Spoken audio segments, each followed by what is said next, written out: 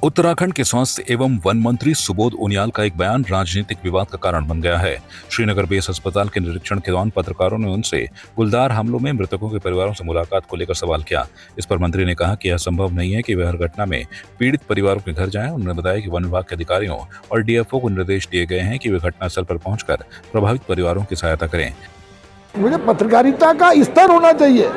पत्रकारिता इतने निम्न स्तर में चली गई कि अगर कोई बात किसी का गाँव, अगर धन सिंह जी के गाँव में भाग गया तो क्या धन सिंह जी की जिम्मेदारी है? अरे जंगली जानवर है, जंगली जानवर, जंगल के आसपास हमारे सारे गांव बसे हुए हैं, बाघ कहाँ चल जाए? हमारा प्रयास ये है कि मानव वन्य जीव संघर्ष को कम किया जाए। हमारा प्रयास ये है कि वनाग्नि को जन सहयोग से कम किया जा सके। और अगर आप देखेंगे 4 लाख रुपए जो मुआवजा मिलता था, विगत वर्ष हमने उसको 6 लाख किया, इस साल में 10 लाख करने का काम किया। फायर वॉचर्स का जो बीमा 2 लाख का होता था उसको 10 लाख रुपए करने का काम किया। लकड़ी पेड़ों को काटने की अनुमति, जिसमें कुल मिलाकर के उत्तर प्रदेश से अलग हुए थे 27 पेड़ों की अनुमति थी, बाकी हजारों पेड़ों में अनुमति लेने का प्राविधान था। हमने कुल 15 पेड़ों को प्रतिबंधित रखा है और बाकी सारे पेड़ों को मुक्त कर दिया अनुमति लेने से। सरकार पूरी तरह से चाहती है कि जनता के प्रति दोस्ताना पॉलिसी बनाए ताकि वनों को बचाने में जन सहभागिता के माध्यम से वनों को बचा सकें। लेकिन पत्रकारिता, मेरा अनुरोध है, पीठ पत्रकारिता से बचना चाहिए।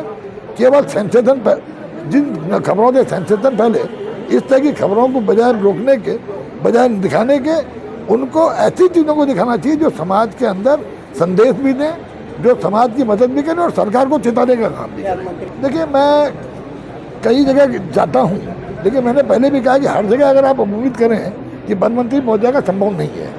जहाँ जहाँ जाना संभव होता है, लेकिन हमारा डीएफओ जहाँ भी घटना होती है, ये बिल्कुल स्टैंडिंग ऑर्डर से कि वन विभाग का अधिकारी तत्काल वहाँ पर पहुँचकर उनको तत्काल फौरी राहत देने का काम करें। तो ये हमारी तरफ से संदेश है। इसलिए एक बहुत बड़ा राज्य है। इस राज्य में, पर्वतीय क्षेत्र के राज्य में, आप उम्मीद करो हर घटना में आप अगर मंत्री पहुँचेगा, मैं समझता हूँ संभव नहीं है। मंत्री के इस बयान के बाद विपक्ष ने सरकार पर निशाना साधना शुरू कर दिया है। आलोचकों का कहना है कि जनप्रतिनिधियों को जनता के दुख दर्द में साथ खड़ा दिखना चाहिए और इस तरह के बयान संवेदनहीनता का संदेश देते हैं। वहीं पूर्व वन मंत्री डॉक्टर हरक सिंह रावत ने भी बयान की आलोचना करते हुए कहा कि यह जनता की भावनाओं के अनुरूप नहीं है। वन मंत्री का ये बयान, मैं सोचता हूँ, बहुत दुखदायी बयान है वन मंत्री का कि भाई मैं उनके गाँव में क्यों, हर चीज़ को पैसे से नहीं तोला जा सकता। 4 लाख मैंने किया था जब मैं वन मंत्री था, 4 लाख मैंने किया था। अब आज वन मंत्री कह रहे मैंने 10 लाख कर दिया। अरे ठीक है, तुमने 10 लाख कर दिया, लेकिन जो 10 लाख में जो हमने खो दिया जिनको, उनको लौटा सकते हो क्या? जो जंगली जानवरों ने जिनको अपना शिकार बना दिया, क्या उनको लौटाया जा सकता है क्या? और ठीक है, माननीय मंत्री जी कहते हैं कि भाई मैं कोशिश करूँगा, जहाँ भी घटनाएं हो रही मैं कोशिश करूँगा वहाँ जाने की।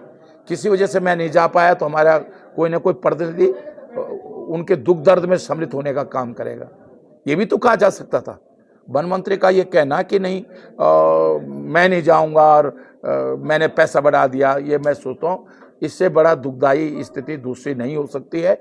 और ये भाजपा सरकार की मैं सोचता हूँ उनकी सोच है कि उनको इतना घमंड हो गया है, या वो सत्ता के मदमूस में इतना हो गया कि आज अगर हमारे गांव में जंगली जानवर किसी को शिकार बना रहे हैं तो उनको इसके बात की चिंता नहीं है। कांग्रेस के वरिष्ठ नेता और लोकसभा में नेता प्रतिपक्ष राहुल गांधी के 4 जून को प्रस्तावित पौड़ी दौरे को लेकर तैयारियां तेज हो गई हैं। कांग्रेस की उत्तराखंड प्रभारी कुमारी शैलजा सोमवार को पौड़ी पहुंची और कंडोलिया मैदान का निरीक्षण कर कार्यक्रम स्थल की व्यवस्थाओं का जायजा लिया। इस दौरान प्रदेश अध्यक्ष गणेश गोदियाल समेत कई वरिष्ठ नेता और कार्यकर्ता मौजूद रहे। कुमारी शैलजा ने बताया कि राहुल गांधी के कार्यक्रम को लेकर व्यापक तैयारियां की जा रही हैं। उन्होंने कहा कि राहुल गांधी पूर्व सैनिकों के साथ संवाद करेंगे। उसके लिए मंच, सुरक्षा, बैठक व्यवस्था सहित सभी जरूरी इंतजामों की समीक्षा की गई। हमारे नेता प्रतिपक्ष लोकसभा राहुल गांधी जी का आगमन है और यहाँ पर सभी लोगों में बहुत उत्साह है। अभी हमने जायज़ा लिया जहाँ पर जो वेन्यू है वहाँ का भी, और उसके अलावा अपने साथियों के साथ, पार्टी के साथियों के साथ हम सब ने बातचीत की है।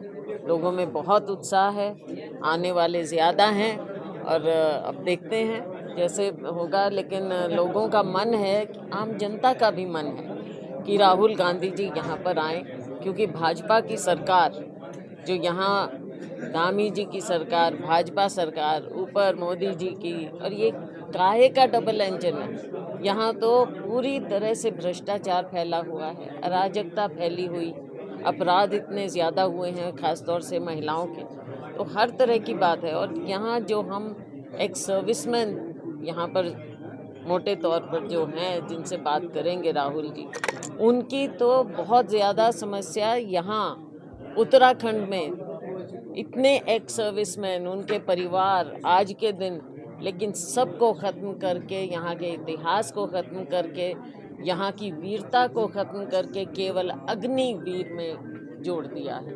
अब अग्निवीर क्या होंगे, क्या वो देश के लिए किस तरह से वो लड़ाई लड़ेंगे, क्या उनके परिवार आगे के लिए सोच सकेंगे? तो ये बहुत बड़े मुद्दे हैं, बहुत बड़े सवाल हैं भाजपा सरकार के सामने। ये केवल और केवल वोट लेने के लिए बात करते हैं। 1 रैंक 1 पेंशन की बात की, वो भी अधर में। तो बहुत बातें हैं, सभी बातें लोग करना चाहते हैं, उनका फीडबैक हमने बराबर लिया है और आने वाले समय में कांग्रेस पार्टी की सरकार बनेगी, लोगों का उत्साह है और उसी के लिए राहुल गांधी जी का ये पहला दौरा यहाँ से शंखनाद साबित हो। देख सकते हैं कि हर तरफ से लोगों में भारी उत्साह है कि हम रैली में शामिल हों। वैसे तो ये पूर्व सैनिकों का कार्यक्रम है, लेकिन जनरल जो पब्लिक है वो भी आना चाहती हैं, तो बहुत दबाव है, लोग आना चाहते हैं।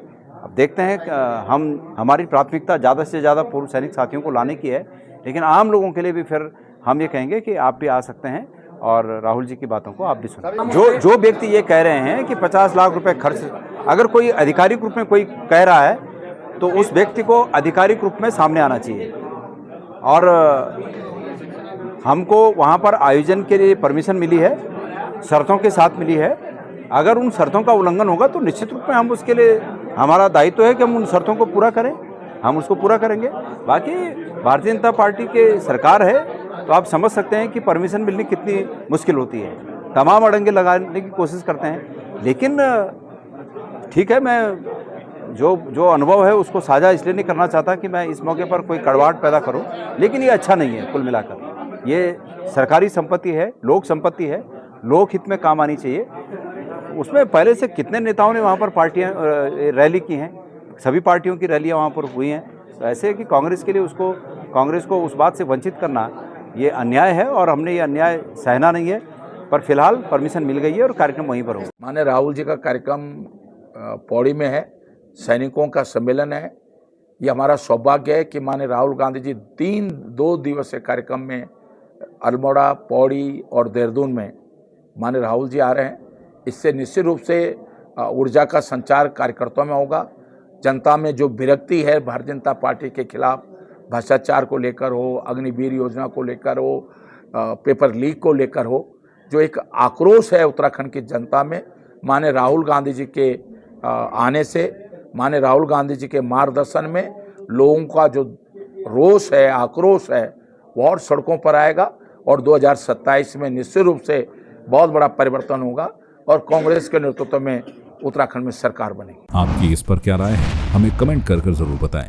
इसके साथ ही आप हमारे YouTube चैनल को सब्सक्राइब कीजिए। आप हमें Facebook, Instagram, Twitter पर फॉलो भी कर सकते हैं और संवाद 365 के साथ एक क्लिक में जुड़ने के लिए डाउनलोड कीजिए संवाद 365 ऐप।